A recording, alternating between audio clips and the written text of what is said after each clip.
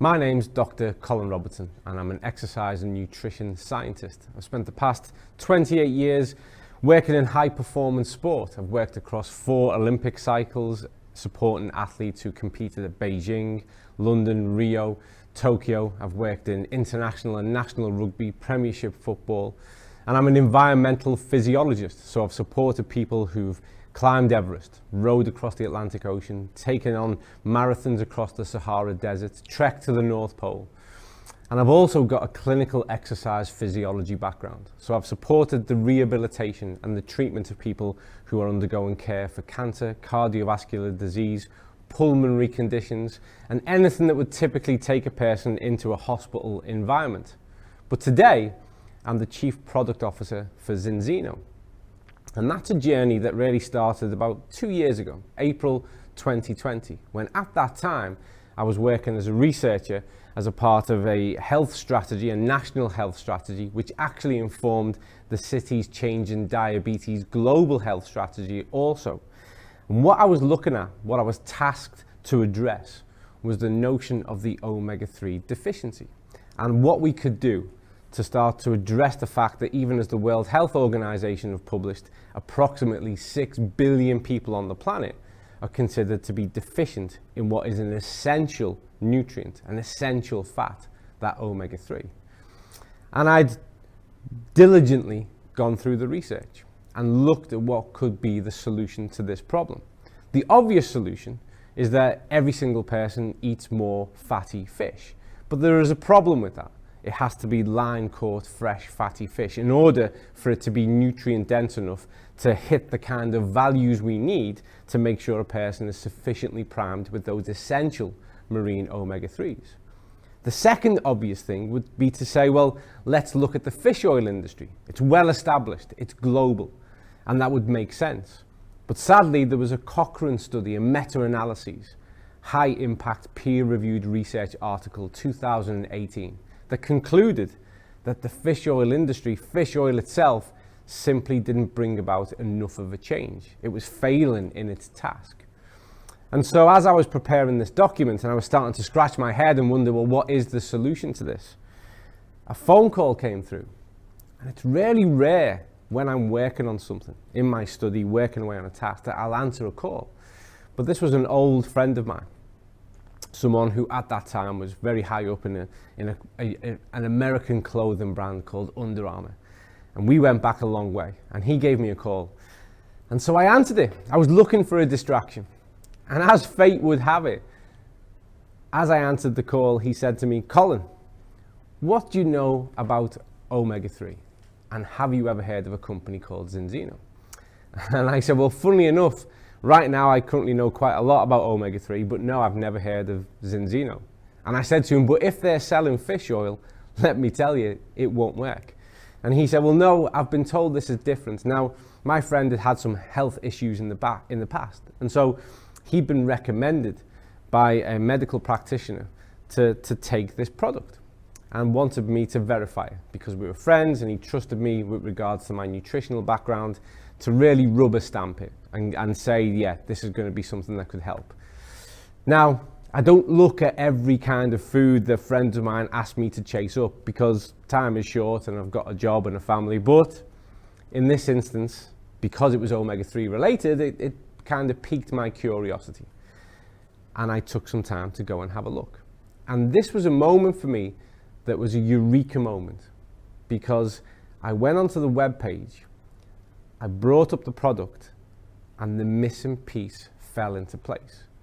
And the simplicity of it was genius, to such an extent that I thought, why did I not think of this? What they had done was reattached what nature intended. But I'll come back to that in a moment. The key part was, for the first time, I'd moved from a position of thinking, what is the solution for this? We've got nearly 8 billion people living on the planet. We know we can't provide this through simple food choices. One, there's a task in getting people to change behaviors. Secondly, there is a whole ecological and ethical issue around that notion of pulling that amount of fish out the sea. And to do that where everyone is single fresh and it's wild and line caught, not going to happen. And we knew that there was an industry that just didn't hit the mark. And then I recognized what the solution was. Further to this, there was a test. And this actually really made me quite cynical. And I started to be quite skeptical, because it's the oldest trick in the book, is that, it's the snake oil industry. What happens is I measure you, you're obviously wrong, something's not working. I give you a solution, and then I measure again and everything's great. And so I was quite concerned that there was this notion of a test. But then I looked at who actually delivered the test. And for someone like me who works in the research arena, global research arena, and at this time I was a lab director myself of laboratories in Greater Manchester, I know the network. And when I saw the name was Vitas of Norway, who are arguably one of the most esteemed, recognized independent labs in the world, who are partnered with the University of Oxford, Cambridge, Stanford, Harvard, who've worked with the NHS in the UK, I thought, this is interesting, because that's a big claim to make. And so in my capacity as someone who is a lab director, I gave them a call. And I said, I've just happened upon a website of a company called Zinzino, who claim that you independently analyze and report on their dry blood spot samples with regards to the fatty acid profile. To which they said, yes, they're one of our best customers. And that was the moment that I realized that my friend's phone call was quite fortuitous, that it steered me towards something that was very much a workable solution, and something that I wanted to know more about. A lot happened in between. But within those 2 years, I went from really being focused and having dedicated my life to that notion of research and how we can build strategy, to now proudly being the chief product officer of a company that provides a workable solution. But what I want to do is really set the scene, establish why it is we need to consider this, where we are in the 21st century when it comes to our health, what is the case of need, and how we can best address that through food choices, through behavior, through activity and exercise, but also, importantly, through strategic and intelligent supplementation. Right from the start, supplementation should supplement your diet. But you don't need to transform your diet before you start to effectively supplement. And in fact, I would state that for most people, the best place to start is with the supplement. But let's go back a little bit further first. 3 years ago, when myself and colleagues like mine discussed preventative care, some of our colleagues who were more medical based, focused, took quite a cynical approach towards that, because the model is simple. Something goes wrong and they fix it. You break something, they patch it up, they help it to repair. You get a condition, you get a disease, you get an illness, they give you a pill, they give you a medication. So you fix things when they're broken. But because largely the past 2 years of the global pandemic, and what that made health services all around the world realize, is that we need to go back upstream. We need to stop people getting sick in the first place. Because there was lots to learn from the pandemic. But one of the key things that we've learned all across the health sector is that too many people were vulnerable. Too many people were vulnerable to a virus who shouldn't have been. That's not a controversial thing to say. I'm not trying to provoke anybody. It's just simply a fact. We have too many people who are vulnerable who shouldn't be, who, if they took an attitude of owning their own health, who took more preventative steps, could avoid and reduce the risk of these things, and therefore have a far more robust sense of self, and particularly with regards to their immune function. And therefore, yes, probably pick up the infection, but like lots of infections, be able to deal with it. Maybe have a few days where they don't feel great, but then move back on. And that's how the majority of people should have been. We shouldn't have had so many people at risk. And so now preventative health and preventative measures are top line concern for medical boards everywhere. We've learned from the pandemic. We need to do things differently. But I think also people have learned. People don't like to feel vulnerable, quite rightly so. And people now are far more health-centric than they've ever been. Reports from every country around the world is showing that people now are far more invested and interested in their own health and having a better quality of life because of better health than ever before. And so we need to seize the moment, but the moment we need to seize is to give people solid, reliable, evidence-based information so that they can do things well from the start and avoid the fads and the hacks and the gimmicks. Not go down those paths, but actually start to build towards meaningful, sustainable behaviors that will carry them over a health span that matches their lifespan. But let's go back a step further, because what we have currently is a lot of people in the world living with compromised immune function. And here we can see all of the many things that contribute towards what we call an increased immunological load. So too much bearing down on the immune system for all of the time. But when we look at these factors that contribute towards a compromised immune function, we also get an insight to how the world really is in the 21st century. And if we start from this sedentary indoor lifestyle and a lack of sun UV exposure, sedentary behavior has increased decade on decade, which is crazy because we are a migratory species. We've evolved to move. And in fact, if we couldn't have moved, we wouldn't have evolved. 6 million years is our evolutionary trace, 350,000 in our current form. If we couldn't have moved, we wouldn't have survived. Movement is a fundamental aspect of being human. And yet in the 21st century, we're doing less and less of it as each year goes by. And this comes at a health consequence. When we move, every part of the system is enhanced. Movement is medicine, and yet we're doing less and less. And in fact, statistics from around the world that have shown that through lockdown, there was an increase in sedentary behavior of average 14 hours per week, which is on top of already high amounts of sedentary behavior. So we need to break this mold. We need to get people to move. Then we look at diets. Sadly, the modern westernized diet, which most of us are surrounded by nowadays, is 65 to 80% ultra-processed, processed foods and takeaway foods. We have a saying in nutrition, which is the 80-20 rule. If 80% of what you eat and consume is good, nutritious, working for you, then that 20%, well, that allows you to have a treat. You can have that dessert after a meal. You can have that chocolate biscuit at break time once in a while. But in fact, currently, most people in the world have got that model the wrong way around. 80% of what they do is working against them. They have energy high, nutritionally low foods on a daily basis. And that comes at a cost and leads into the next point and adds to the point after that, which we see common nutrient deficiencies. So in a time of food wealth, billions of people, when we're analysed, have nutritional deficiencies. That doesn't add up. That doesn't make sense. But it does in reality, because we know that diets are low in vegetables and fruit, and therefore low in minerals and vitamins. And so we have this complex issue of massive amounts of food availability, but most of what people consume only provides energy and comes at a different type of health cost. Chronic stress. The world is a stressful place, and we're not going to delve into that in this presentation. But not just what's happening globally, the big things that move around us.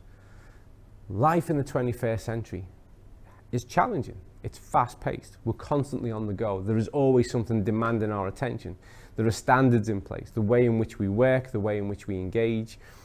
There are multiple levels that add stress to our day. And this has a knock-on consequence to sleep disturbances. Sleep disturbances and deprivation was kind of one of the pandemics before the pandemic. Year on year, people reporting less and less sleep and less quality of sleep. You are a diurnal species.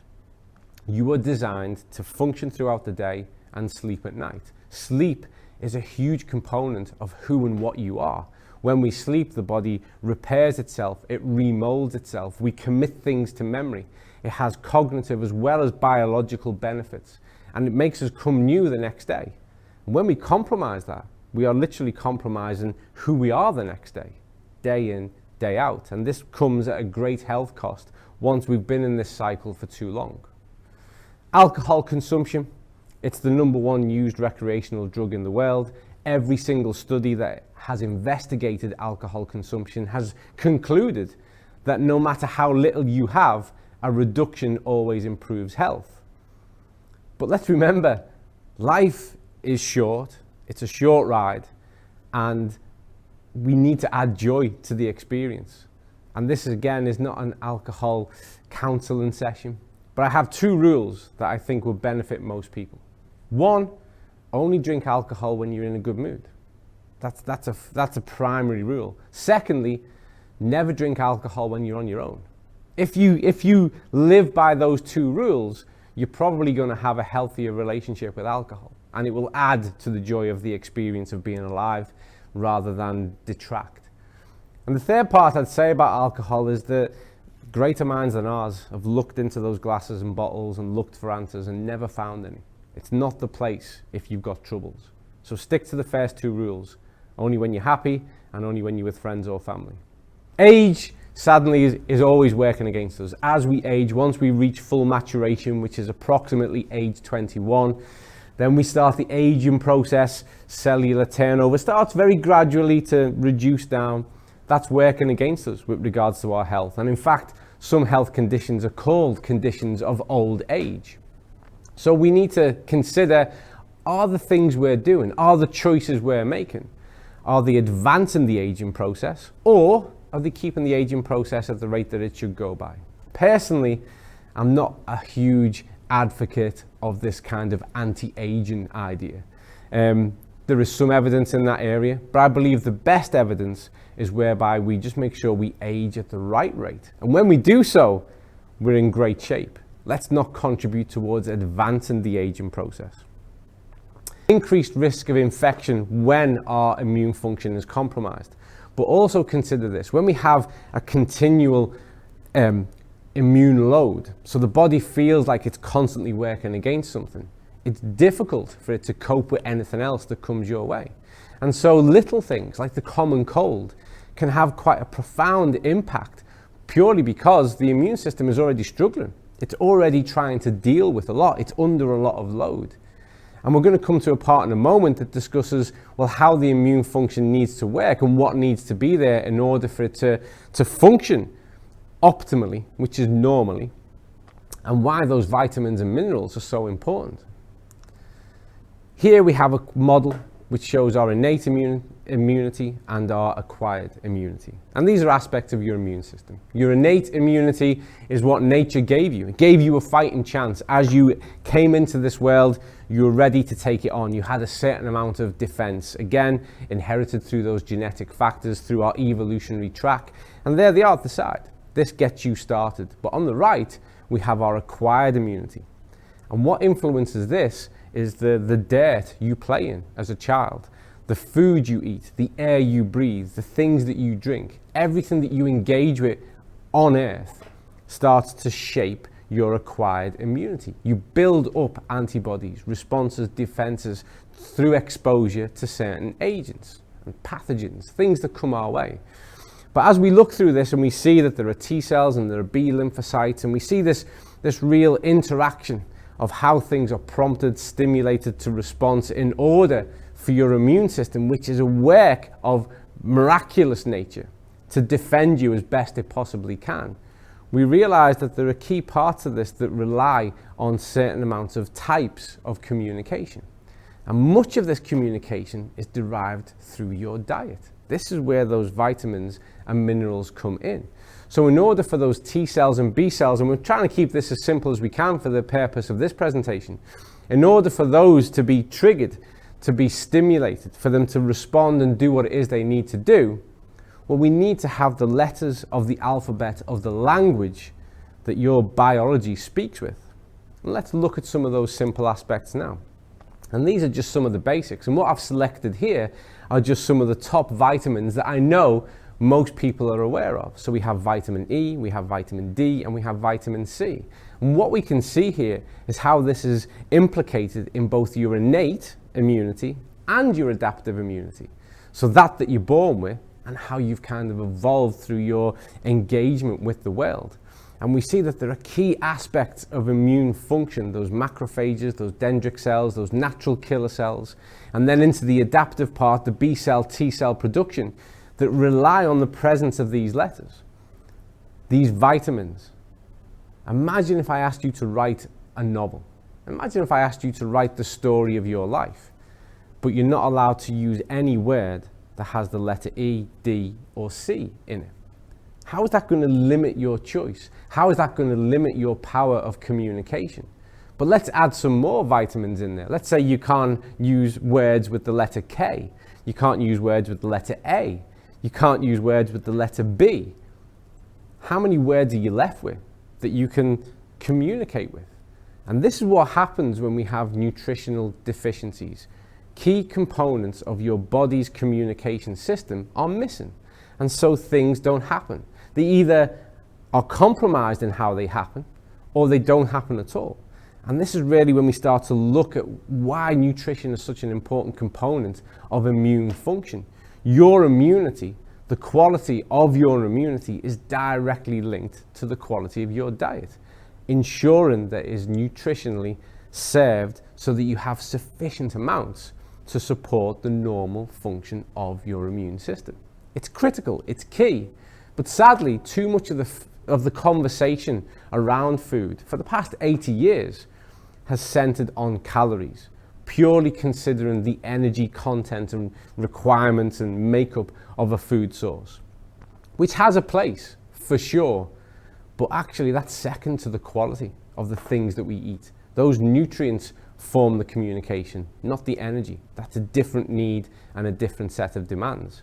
And so we see here, if we want B cell and T cell production, and these actually work in a way that's really incredibly clever and intelligent. This is like your early warning system. So when you've encountered a type of virus or an illness or a pathogen once, and the body remembers this, builds up an antibody defense, and then has these cells about to detect them should they occur again, to recognize what's going on and respond accordingly and deal with it. So when they're not there, your defenses are down. You are vulnerable to whatever comes next. You are vulnerable to re-exposure, even to something that you've had before. And so sometimes a person can be exposed to a type of infection, but not actually effectively build up a meaningful antibody response, simply because the language of communication isn't there to make it happen. And this is just the basics. It goes far more in depth than this. But let's have a look at the health consequences of a comprised immune function. This is from the World Health Organization. And the reason why I've included the top 13 and not stopped at the top 10, which is more typical, is because the top 10 includes all those things that I would imagine you would expect to see.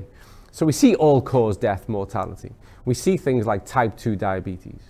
And it should be noted that type 2 diabetes is recognized as a pandemic, and it has been for some years now. And the rates of type 2 diabetes are increasing year on year. In fact, in the UK, there wasn't a single reported case of a child with type 2 diabetes up until 2002. And now it makes up to 15% of all new diagnoses. This is a lifestyle disease. This is a lifestyle condition. This is something that preventative health can stop. We can actually put an end to this by making better choices. But what I want to draw your attention to on this list is actually items 11, 12, and 13. And that's why my list didn't stop at the typical top 10, is because when we look at 11, 12, and 13, we see the early signs of a compromised immune system, of compromised immune function. And in my experience, which is nearly 3 decades long now, of operating in the health space, these are the things that people cope with and tolerate for a long time, because our migration towards more severe health consequences doesn't happen overnight. It's not something that happens the next day. It's something that we slowly move towards in most instances. And the early signs, something like body pain, difficulty with physical functioning. And we're not talking about somebody who has a diagnosed condition here or has suffered any kind of physical trauma. We're just talking about the general aches and pains that people experience and limited function. And they think it's normal, and they think it's normal because it's become so common. One of the things I find fascinating in the 21st century is that there are people who leave their home every single day and take with them pain-killing medication just in case they experience pain that day, either for a migraine, a headache, a joint pain, a back pain. They leave the house armed with their own pharmacy. They might take anti-inflammatories, which is, we've seen year on year increase in the amount of people who buy and use those medications. What's also interesting is that we've normalized and we're comfortable that if we go to work or school or the place we need to be and we have a headache or we experience some discomfort and we don't have any, we're really comfortable now asking our colleagues or friends to give us some of their drugs to manage pain. This is not normal. If this had been part of our evolutionary track, I don't think we'd be here. But we've normalized it. We have language that says this is what happens as we get older. It doesn't. This isn't something that is directly linked to age. It's directly linked to behavior. It's directly linked to nutritional, dietary behavior and choices, physical activity, how much we move, and our exercise regimes. That's what leads to this. And also, as we move up the list then, mental illness, another circumstance that is pandemic in its reach. In modern times, when people generally, particularly across those industrialized nations, have never had so much, people have also never been so sad, so unhappy. We have a mental health crisis going on in the world. And this will impact, all of this impacts on this notion of low quality of life. When we have such abundance, and yet people are expressing repeatedly such low satisfaction and low quality of life. So these are the signs that I think a lot of people would do well to recognize. Because the minute we get told about one of the more serious ones, it's diagnosable, people start to react and respond, and actually at that point, we've missed our preventative part. Once it's diagnosed, we're in corrective, we're in medical, it's going to be treated. But if we can start to switch on and recognize and identify those early warning signs, we can tap the brakes and we can start to do something about it. We should see this as empowering. We should see this as the sign that we need to do something different and we need to do something better.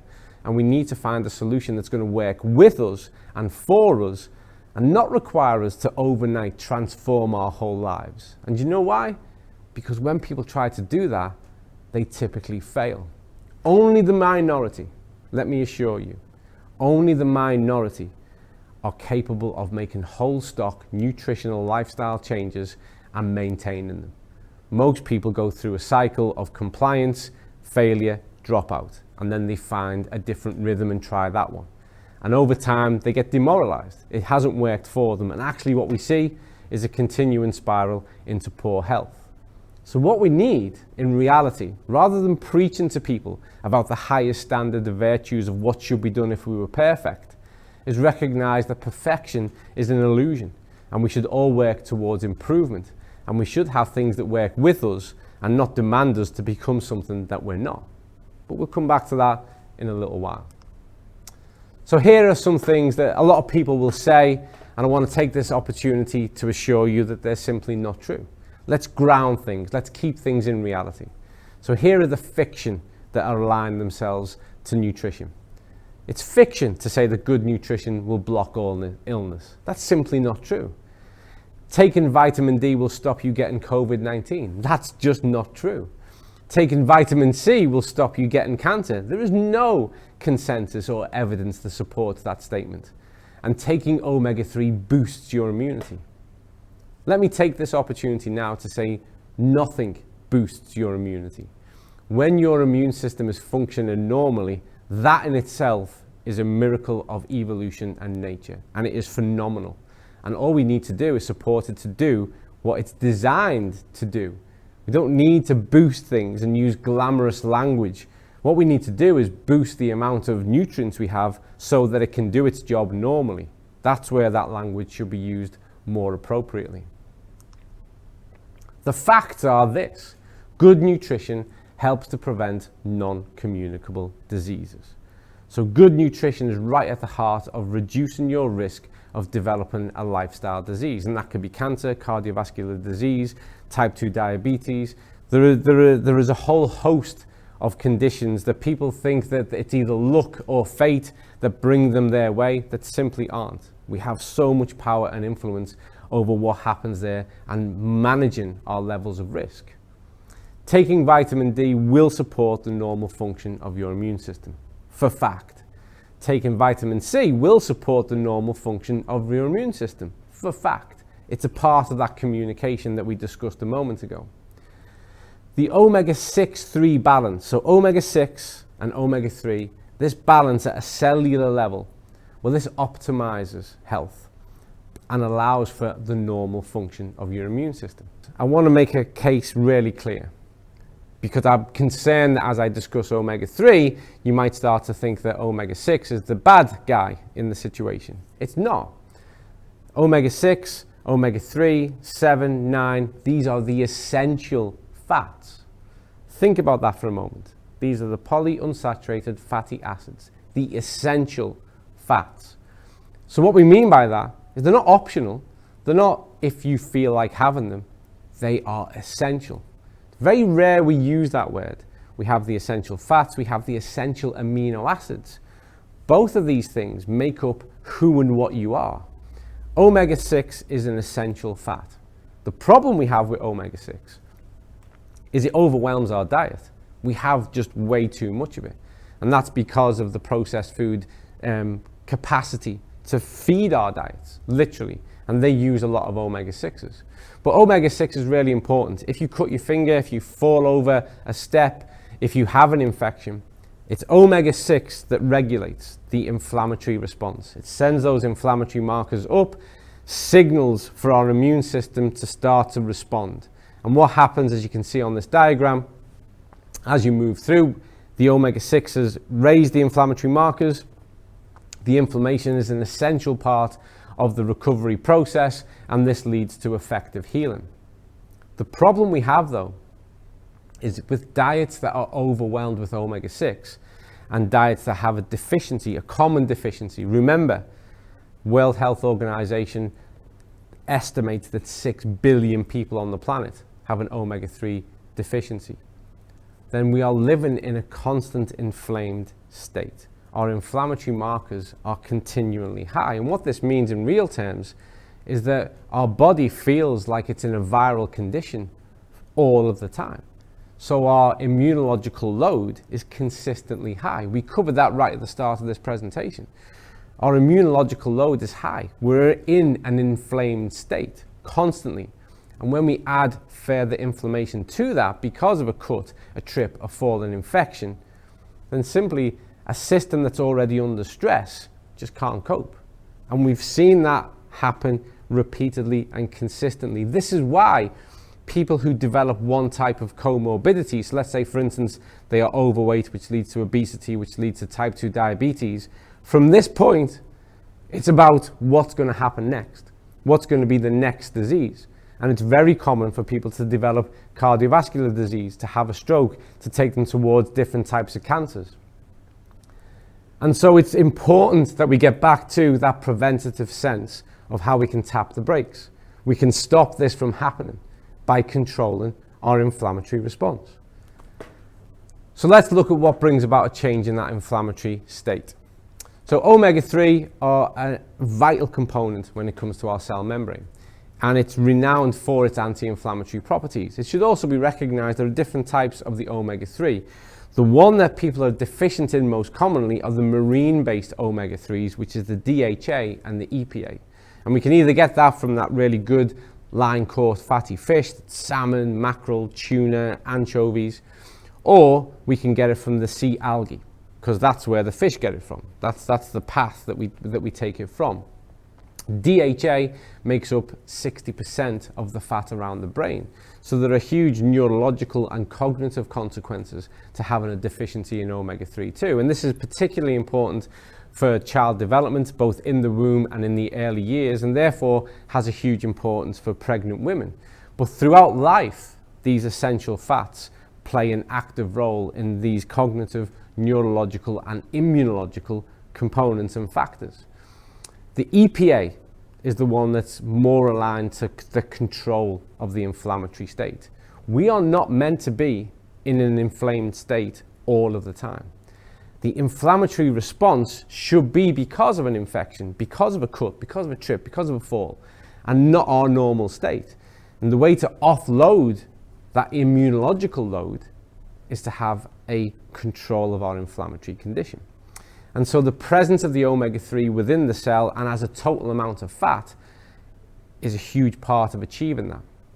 Again, if you go and have a look at the data, and the easy way to access this is through the World Health Organization pages, you will see that the total fats that make you up, if they are above 8%, 8 to 10% of that is the omega-3, then you are in the lowest risk category for the development of a non-communicable disease. Your inflammatory markers are low. The state of your cell is optimized. This is really, really important because a healthy cell, and remember, that's what you are. You are a collection of billions of cells. That makes up who and what you are in this lifetime. If you're not right at a cellular level, you're not right at any level, because that's what you're made of. So a healthy cell, it's malleable, it's dynamic, it's fluid, nutrients can get in and toxins can get out. A bit like how we should be. We should be able to get nutrients in and toxins out effectively. Sadly, that's not often the case. But that's certainly how the cell should function. And when omega-3 is present within the cell, and when we have the right ratio, which I'll come to in a moment, of omega-6 and omega-3, that's how the cell is, and that's how it functions, and that's how it performs. And those inflammatory markers, those inflammatory cytokines, they are low. They are kept at bay. So that when called upon to trigger a response, omega-6 can do its job. So it's really important from the context and the perspective of ensuring that the very stuff you're made of is in the best condition it can be in. When we look at this ratio, and we need to talk about this more, because within the cell, we need to have less than 4:1, omega-6 to omega-3. Ideally, less than 3:1 to really start to optimize cellular health. We want to be beneath that 3:1. But when we take analysis from all over the world, and you'll see this writ large across the research, on average, you'll see across Western Europe, you'll see 15:1 omega-6 to 3, which is indicative of a pro-inflammatory state. These individuals are inflamed, and we see this in above 97% of the population. In areas of the US, we consistently see 25:1. And we see variation all across the globe, some better, some worse. But the average that we see is around about 15:1. So the average person, if such a thing exists, is in a pro-inflammatory state for most of their life, because this ratio is wrong. They simply get too much omega-6 through the diet and nowhere near enough of the omega-3. That's at the cellular level. That needs to be corrected at that level so we can control the environment. The index, which is the total amount, is the one that therefore then correlates to all risk with regards to non-communicable diseases. But when your index is 8 to 10%, then your cellular ratio will be beneath that 4:1, 3:1, and where exactly it needs to be. So these work in harmony. The simple fact is, we need to get more of it into the system, because this plays a proactive part also in other immune function aspects, and is a part of that immune communication system that enables your body to do what it needs to do. So it's not just about the cell being able to take on the nutrients and get the toxins out. It actually plays a proactive biochemical role in supporting immune function. So this brings us to this statement: quality versus quantity. Our bodies do a lot more than just simply burn calories. Our interactions with food shape who and what we are, and the quality of our health is directly correlated with the quality of our diet. Back in the 1950s, the world started to get taught about calories and how to really understand the new food, which was the onset of the processed food industry, which was energy high, nutrient low. And it's only in all reality become more so. And so we've had a world now that has been counting calories for decade after decade. But throughout that time, we've had a world that has consistently every decade become more overweight and obese, that consistently every decade has seen an increase in lifestyle diseases that are associated, directly associated, with a low quality diet. And this is despite our advances technologically, scientifically, medically, through what we can detect. Despite all of that, global societies are getting sicker, decade on decade. And so what we need to do is take personal accountability, because if one by one we start to do things differently, then we can start to do things differently all around the world. But we need to accept this fact. For sure, the amount of energy you consume is important, but that's actually the easy part of the equation. It might not be in practice, starting to reduce down if need be to manage your weight more effectively, but it's really simple. When you start to make a shift towards greater quality foods, more whole foods, then actually, because you're relying less on processed foods, the energy component pretty much starts to take care of itself. But there are issues around achieving this when purely an approach is taken that looks at whole food and whole food availability. And for us, our solution, and it is a solution, and it's an effective and powerful solution, is our health protocol. And it starts with a test. That test I told you about right at the start. That test that I wanted to be verified, that I wanted to make sure was a real test, housed by VTES, which is an analysis of your essential fatty acid profile, that tells us the ratio of your 6-3 within the cell, that tells us your index as to where it actually is, and therefore informs you on whether or not you need to do something different. Most people do. And the solution for that is the balance oil. And the reason why balance oil works where fish oil doesn't is because of that genius step of bringing it back aligned with nature, reattaching the polyphenol. The virgin olive oil, high phytonutrient, acts as a chaperone, and it's anti-inflammatory. It protects the omega-3 from the air. It compromises omega-3, they start to go off. That explains a lot of the smell. The heat of our body, as we start to digest those foods, compromises it even further. And here we have a protected source of omega-3, the DHA and the EPA, in a powerful anti-inflammatory polyphenol. So you get a chaperone that carries it through so it can be active within the cell. And also, there's not a doctor in the world that doesn't recommend people to have a teaspoon of virgin olive oil every day just because of its anti-inflammatory properties. Well, there it is. And within there is the required dosage based on your body weight of how much omega-3 you need on a daily basis to make sure that your 6-3 is less than 3-1, that your index is above 8%, which means that you don't need to go and find fresh, fatty, line-core fish every single day of the week in order to make sure that you have sufficient amounts. And in there is already a dose to get you started of vitamin D. So we balance the system. And the thing is once you start to make a positive change and once things start to improve, what we see is then improvement and positive change starts to become a normal part of how we move forward. To date, we have independently analysed and assessed over 830,000 dry blood spot samples with regards to the fatty acid profile. And we know it's the largest database of its type in the world. In fact, right now, Professor Angela Rizzo of the Milan Institute is analysing that data for peer review. We're going to share this information with the world to better inform the world with regards to what can happen when we get things right. Because what we see is across the world, and we are global, over 97% of people have a deficiency. They have a ratio of 6-3 within the cell that is above 14-1 and an index that is less than 4%. So high risk of non-communicable disease and poor cellular health, a pro-inflammatory environment.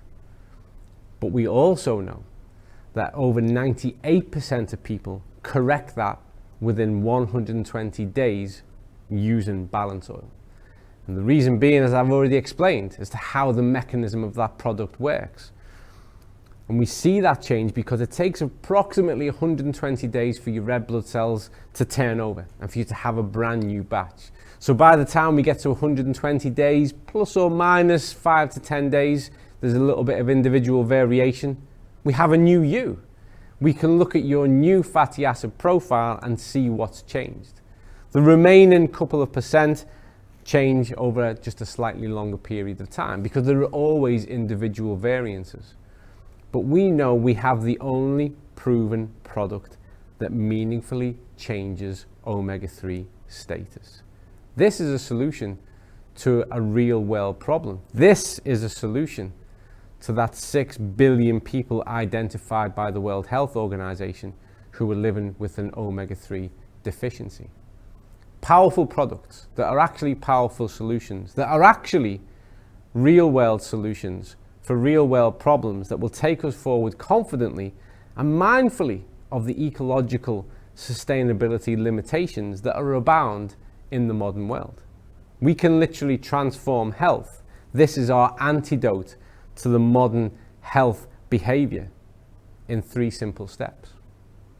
But to do this, to make this change, we need to make a change up here.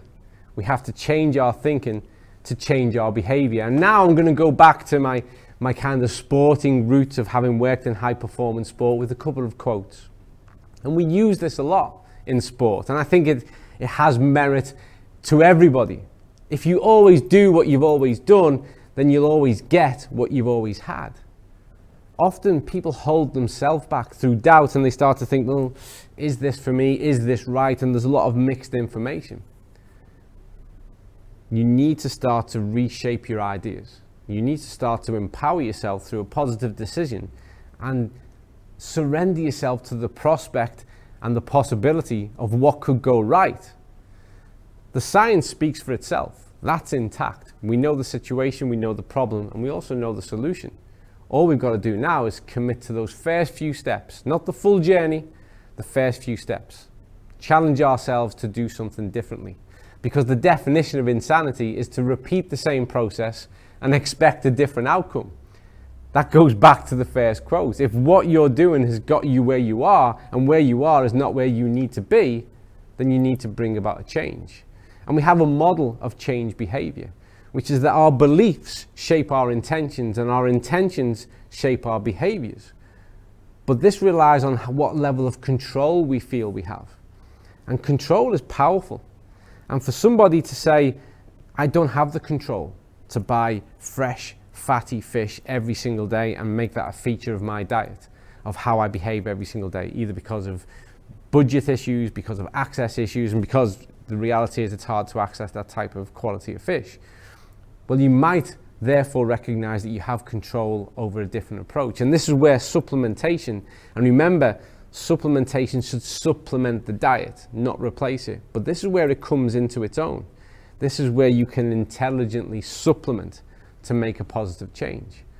If you're one of those people who struggles to get enough fruit and vegetables in on a daily basis to hit those marks with regards to vitamins, minerals, and dietary fibers, maybe what you can commit to is taking a scoop of something in water and drinking that once a day. And again, if you are those kind of people who struggle because of whatever reason to get simply sufficient amount of nutrition in your diet, maybe you can control taking 1 capsule or 2 that tops up those levels of essential vitamins and minerals. Then this becomes a new norm. This shapes a new attitude, which informs your beliefs, which changes your intentions and alters your behavior. The way to restart your body is not to shock it, it's not to overhaul it, it's not to suddenly dramatically do something remarkably different. The way to restart your body is to correct yourself and balance yourself at a cellular level. It's to nurture that gut microbiota so that your immune system can work on your behalf. And the way to restart your body is to give it the alphabet of the language it needs to speak so it can start to speak better for you.